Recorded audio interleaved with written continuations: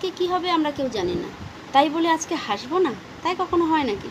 হাসতে তো হবে, প্রত্যেকটা মুহূর্তে হাসতে হবে। হ্যাঁ, আমরা হাসতে ভুলে যাই মাঝে মাঝে, আমরা চলাফেরাতে আমাদের যখন আমরা কষ্ট পাই অবশ্যই হাসতে ভুলে যাই, কিন্তু প্রতি মুহূর্তে যখন কষ্ট হচ্ছে ঠিক আছে, কিছুক্ষণের মধ্যে নিজেকে বোঝাতে হবে যে আমি কেন কষ্ট পাচ্ছি, আমি তো এই মুহূর্তে যেটা পাচ্ছি সেটাতে আনন্দ করি। আমরা ঘুম থেকে যখন উঠি তখন কি হয়, ঘুম থেকে বিছানা থেকে পা রাখতে পারি না, আমাদের পরের চিন্তা হয়। এই যে পর মানে কি, অন্য পরে কি কাজটা করব সেই চিন্তা হয়, কিন্তু এই যে বিছনা ছেড়ে আমি পাটা নামালাম, এই যে পা দিলাম, এটা আমরা ভাবি না যে এখন পা দিলাম, এখন হাঁটছি চলছি, মানে বর্তমানে আমরা থাকি না। আমরা সবসময় পরে কী হবে, পরে কী হবে।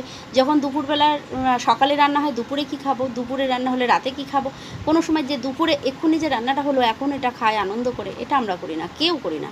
আমরা কি করি, আমরা সর্বক্ষণ সেই পরে কি খাবো বা পরে কি করব, কি কোথায় যাব, আমরা সবসময় ভাবি। এটা কিন্তু সত্যি আমরা ভাবি, কিন্তু এটা না করে আমরা যদি যে জিনিসটা এখন পাচ্ছি সেই জিনিসটার উপরে যদি আমরা সত্যি ধ্যান দিই বা সেটা নিয়ে আনন্দে থাকি, সেটাতে কিন্তু আমাদের কেউ কোনো দিন কষ্ট দুঃখ দিতেই পারবে না।